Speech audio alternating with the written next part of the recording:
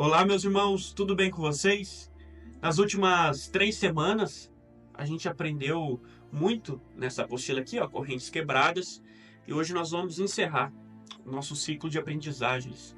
Nós temos falado sobre a guerra espiritual e como Satanás ele age e como ele pode tocar na vida do cristão.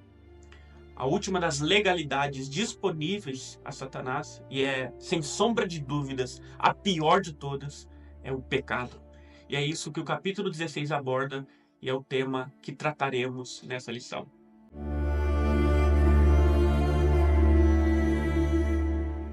Você tem Facebook ou Instagram? Se você tem, saiba que existe uma coisa que chama diretrizes de comunidade. O que é isso? Mark Zuckerberg, o criador dessas redes sociais, ele definiu, segundo a própria vontade dele, o que você pode fazer nas redes dele e o que você não pode fazer. Se você transpassa alguma dessas diretrizes de comunidade, ele exclui o seu post, ou pior, ele exclui o seu perfil.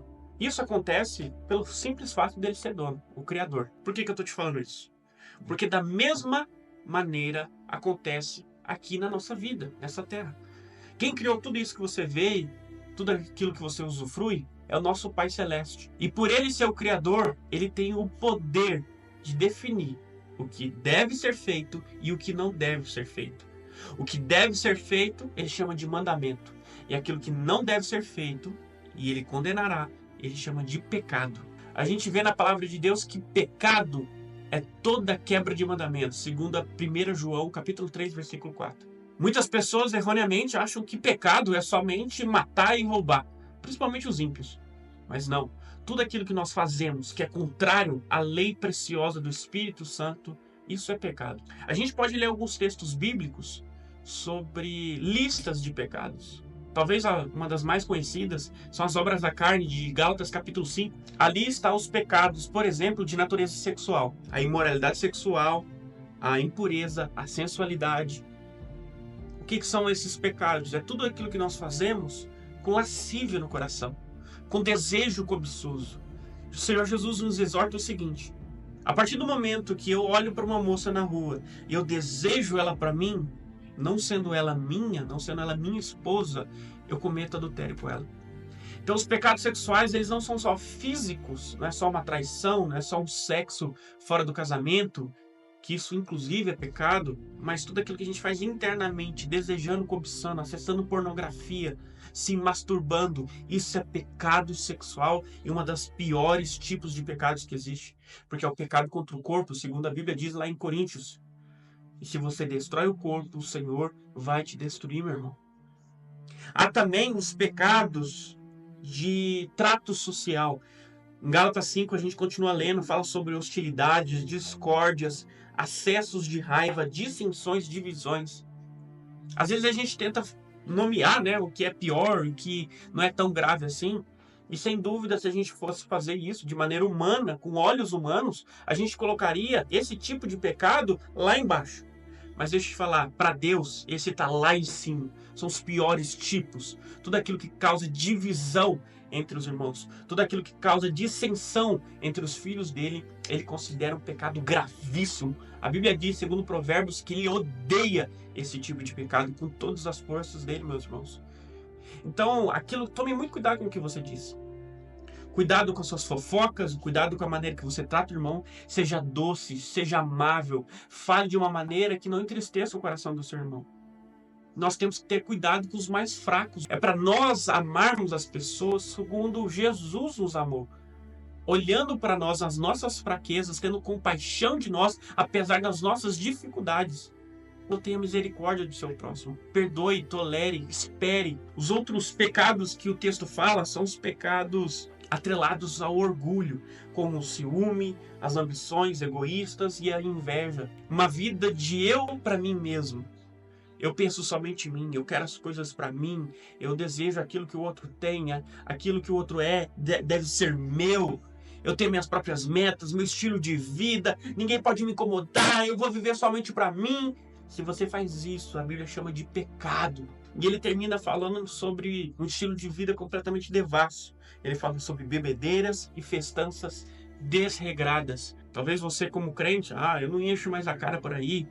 Eu não faço festas desregradas, mas você sabe muito bem que muitas vezes você perde o controle vendo uma série, vendo um filme, jogando um jogo. Você passa horas e horas e horas. E isso começa até a te fazer mal. Meu irmão, isso é pecado. Você está vivendo de maneira desregrada e tudo aquilo que afronta o equilíbrio cristão, a Bíblia chama de pecado. Eu li essa lista rapidamente e expliquei de maneira muito simples para os irmãos, para que você saiba que você é um pecador. Romanos 3 fala isso de maneira clara. Não há um justo sequer. Todos nós pecamos e destituídos estamos da glória de Deus. E Satanás sabe disso. Ele sabe que a nossa natureza é pecaminosa, que nós já estamos em pecado por nós mesmos. E o que ele faz? Como um garçom, ele chega com o melhor de todos os alimentos pecaminosos, aquilo que a nossa carne mais deseja e cobiça, e nos oferece de mão beijada. E eu e você, como pecadores, a gente agarra e come. E quando a gente faz isso, a gente cai na maior de todas as ciladas do inimigo. A gente fica contra Deus, pecando contra ele. Veja bem, talvez você já escutou a história de Balaão. A história de Balaão é conhecida porque uma mula falou com ele, mas isso não é nem de longe o principal. O principal na vida desse homem foi o conselho que ele deu para o rei estrangeiro. Porque ele foi contratado para amaldiçoar o povo. Ele era um profeta, foi contratado para amaldiçoar o povo de Israel. Quando ele chegou lá para amaldiçoar os herdeiros da promessa, ele não conseguiu. Porque é impossível Satanás te tocar. Então, o conselho que ele deu para o rei estrangeiro foi o seguinte: envia umas mulheres bem bonitas, prostitutas, para o arraial.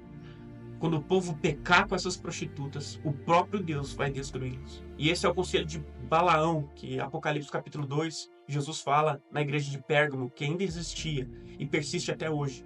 Satanás usa essa mesma estratégia para tentar nos destruir. Ele coloca o pecado de mão beijada para nós, quando nós agarramos e usufruímos, e por consequência nós pecamos contra o Senhor. Deus fica contra nós. O próprio Deus nos destrói. Porque Deus odeia o pecado. Deus não tolera o pecado, meu irmão. Em Provérbios 28:13, diz que se nós ocultarmos os nossos pecados, a gente não obtém salvação, misericórdia e perdão. Mas se a gente confessar, a gente obtém. A mensagem dessa lição talvez seja mais pesada aos olhos mais leigos, mas na verdade é a lição mais básica de todas. Se você tem pecado, e eu sei que você tem, porque nós somos pecadores, sempre viva uma vida de arrependimento, uma vida de choro, uma vida de tristeza pelos seus erros, para que você encontre no Senhor misericórdia. E deixa eu te falar, você vai encontrar. O Senhor, ele é muito rico em misericórdia e graça. Ele morreu para que você não seja condenado. Ele sofreu na cruz a condenação justa da ira de Deus pelos seus e os meus erros. Meu irmão, arrependa-se, creia em Jesus e Ele vai te oferecer o amor, o perdão e a graça que provém do Pai. E quando Ele te perdoa, Ele te livra das consequências espirituais. Você não é mais um alvo para Satanás. Na verdade, aquele mesmo muro de proteção que havia antes, ele é retomado. E quando nós vivemos uma vida de santidade, é isso que Deus exige para nós, uma vida de santidade. Não é para você pensar, Deus me perdoa, então vou pecar e vou pedir perdão. Hebreus capítulo 10, 28-31 diz claramente que quem faz isso não obtém o perdão de Deus. Mas quando nós, de boa vontade, de boa fé, pecamos, nos arrependemos genuinamente, o Senhor nos perdoa.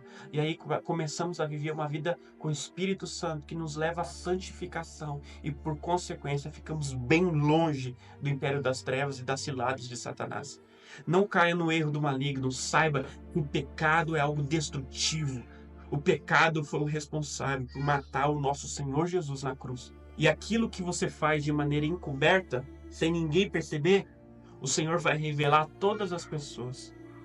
Se Ele tiver misericórdia de você, Ele vai te humilhar nessa vida. Foi isso que aconteceu com o rei Davi. Ele pecou, mandando Urias, marido de Batseba, mulher com quem ele tinha tido relações ilícitas, para a guerra, por fronte de batalha, para que ele morresse.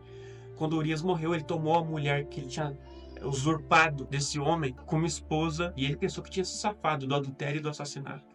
Mas Deus enviou o profeta Natã para confrontá-lo, expô-lo. O profeta Natã apontou o dedo para ele e falou que a espada nunca se apartaria da casa dele por causa disso. E aquilo que ele tinha feito em segredo, Deus revelaria na frente de toda a comunidade de Israel. Depois disso, meus irmãos, 4 filhos do rei Davi morreram. Depois disso, meus irmãos, ele perdeu o reinado dele por um bom período de tempo. uma traição de um dos próprios filhos dele. Meus irmãos, aquilo que nós fazemos terá consequências. Por isso, vigie. Por isso, viva para o Senhor. Por isso, tema o Senhor. Odeie o pecado, odeie Satanás. Ame Jesus e ame as pessoas. Essa última lição, eu quero deixar esse recado para você. A guerra espiritual, ela é real. Ela é mais real do que esse mundo presente. Não negligencie as verdades que você aprendeu. Não dê bobeira. Esteja alerta. Esteja armado. Esteja pronto para a batalha. Resista o diabo e ele vai fugir de nós. Deus te abençoe, meu irmão. Que o Senhor te capacite a viver uma vida de santidade, se afaste do pecado e fique bem ciente que no final de todas as batalhas, Jesus sairá triunfante e nós, por sermos amigos dele, venceremos com ele. Deus te abençoe.